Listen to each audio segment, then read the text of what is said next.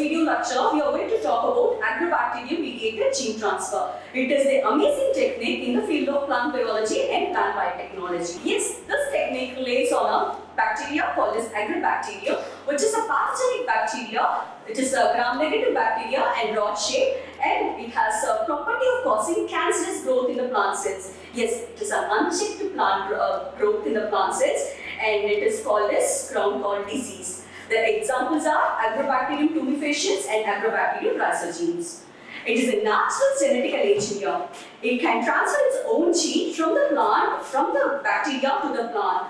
So it is said to be the natural genetic engineer and also be used in the field of genetic engineering field. It mostly affects the dicot plants like walnuts, grape nuts, stone fruits, nut trees, sugar beets, hornradish, etc. The optimum temperature for this bacteria to grow is 28 degrees centigrade, and the doubling time ranges between 2.5 to 4 hours. And based upon the media and the culture conditions, it grows aerobically and produces endospores. Yes, this bacteria is a motile bacteria, and they have 1 to 6 pericritus flagella among the cell wall. To be virulent, the bacteria contains the tumor-inducing plasmid called TA plasmid. T stands for the tumor, I stands for induced plasmids. It is otherwise called as plasmid with tumor-inducing property, which contains tDNA and all the necessary genes to transfer the DNA into the plant cell. The interesting fact to note is that most of the Agrobacterium strains don't have the plasmid tumor-inducing cells. That means they don't have the capacity to induce the virulence property. Now, let's look at how this bacteria parasitizes the plant cells. Whenever they integrate into the plant cells, that is, the plant cells, the bacteria will enter into the plant cells whenever the plant gets injured. Yes, when the plant gets stressed, the plants will release a certain chemicals called acetosyrinjone and hydroxyacetosyrinjone. It is the phenol component. This phenol component will be turned into the soil. This bacteria will take the phenol component and move into the plant. In the plant, it will cause a crown gall disease, or it will cause an unchecked cellular growth and forms a tumor. For this purpose, Agrobacterium tumefaciens is used in the genetic engineering field. To be virulent, as I said, they need a TA plasmid. The TA plasmid is responsible to cause the tumor. And this TA plasmid is also called as Agrobacterium radiobacter or Rhizobacterium radiobacter. And other common bacteria are Agrobacterium rhizogene, which has Ra plasmid. R stands for the root-inducing plasmid, which is an analog for the TA plasmid. This Agrobacterium rhizogene causes root diseases in most of the dicot plants. That is, it infects the roots. And other common Agrobacterium is Agrobacterium UV, causes cane galls in the sugarcane, and Agrobacterium vitis causes galls in the grape plant. Yes, the gene that the bacteria confers are present in the TA plasmid. Yes, the TA plasmid is a large size plasmid measuring with 200 kilobase per size, and it will grow at the optimum temperature of 28 degrees centigrade. When it is grown below or above the degree centigrade, it will lose the capacity to infect. The plasmids has the following functional parts, that is tDNA. In this picture, could you see this tDNA region? And it is flanked by the right borders and the left borders, and they have a very functional unit called vir regions. It is the virulence part of the particular bacteria. And they also have a phytohormone region, which will have auxins and cytokinin. And they also have an origin of replication and the opine region in the TA plasmid region. Now, coming to the tDNA region, what is the function of the tDNA? The tDNA, the part alone, has the capacity to transfer from the bacteria to the plant cells, and the tDNA size measures about 15 to 30 kb sizes, and it is flanked by the right borders and the left borders. The right border helps in the transfer of the tDNA from the bacteria to the plant cells. For example, if the RB is absent, what will happen? The transfer doesn't take place. It will help in the termination of the infections. Here, when we talk about tDNA carries most of the important genes for the phytohormones like auxins and cytokinins. This auxins and cytokinins helps in the overproductions of the particular cells, that is, the cellular growth will be in proliferated in many times, that is, they will be proliferating in many times in the particular wounded area and causes the uncontrolled cancerous growth and causes the tumor. And there is yet another important gene called opine.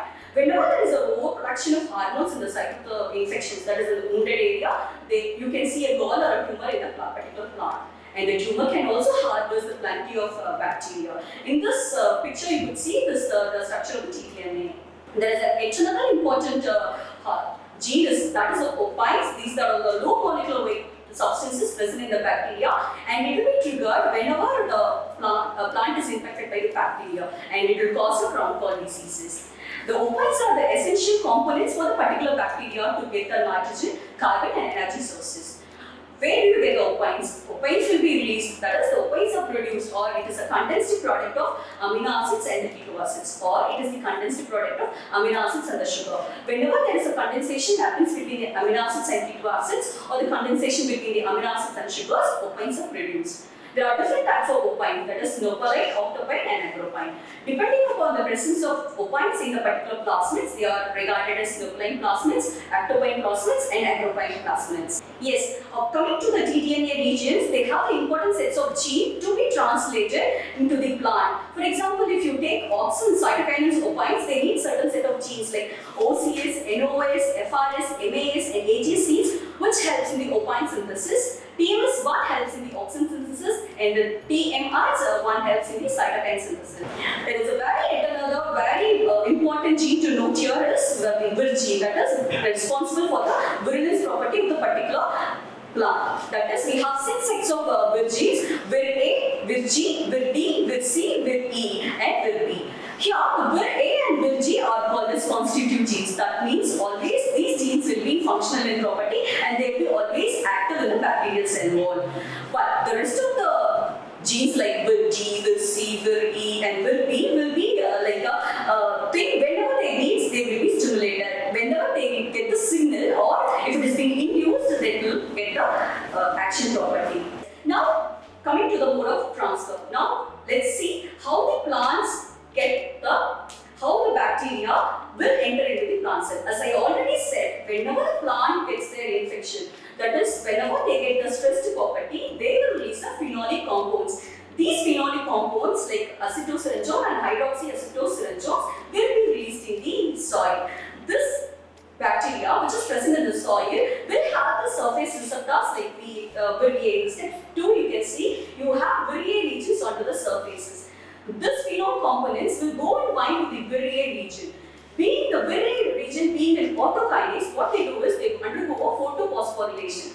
Once they undergo photophosphorylation, they will activate vir-G proteins. This vir-G protein, they will also undergo a photophosphorylation and goes and binds to the vir regions. Before going into the vir region, that is, the vir-G will undergo a dimerization. See, could you see in the step 6, they have undergone a dimerization and goes and attached to the vir regions. Once they go and attach to the vir regions, they will give a signals to the rest of the bacteria like B, C, D, E. The first bacterial signal will be got from vir-G to the vir-D. The vir-D will be activated now. Now the vir-D and D1 will be activated and goes binds to the single stranded DNA protein. That is single stranded protein of the tDNA. Here, the vir-D2 protein will act as a topoisomerase and helps to unbind the particular tDNA region. And the vir-D1 acts as an endonuclease and helps in the nicking of the single-stranded DNA. Here, the vir-D2 protein will acts like a puller agent and try to pull the single-stranded protein, that is single-stranded DNA, from the TI plasmid. Could you see in the picture that the T2 proteins are acting onto the single-stranded DNA and pulling the particular single-stranded DNA strands? And while it is pulled, at the same time, the polymerase enzymes will go and bind to the 5' portion of the RB, that is the right border, where the polymerization of the new strands will develop. Hereby, the vir-E proteins are produced. Nearly more than 600 vir-E proteins are produced. They go and bind onto the single-stranded DNA. They go and bind. Why? Because they act as a single-stranded binding protein and they protect the particular single-stranded against the enzyme called nucleases. Now, we see in this picture. Now the entire single-stranded DNA is pulled out. While it is pulled out, the vir-E proteins will go and sit onto the single-stranded protein and protect them from the entire nucleus. Here, the vir-E2 protein and the vir-D2 proteins will be attached to the single-stranded structure of the tDNA. At the same time, what will happen is the other sets of proteins will be released. These are the vir-B protein. The first set of protein will be the vir-B protein. The vir-B protein go and binds to the cell wall of the plant cells and the cell wall of the bacteria and form a channel. They form a great passage. It is also called as a passage cell. And what happens here is later And another protein will come, that is the B1 protein. They will form a stability to that particular cell wall between the bacteria as well as in the plant. The stability is maintained by another new protein called B4 proteins. Once all these proteins make sure that this passage is clear, now the single stranded binding protein along with the E and B2 will pave the way from bacteria to the plant cells. In the plant cells,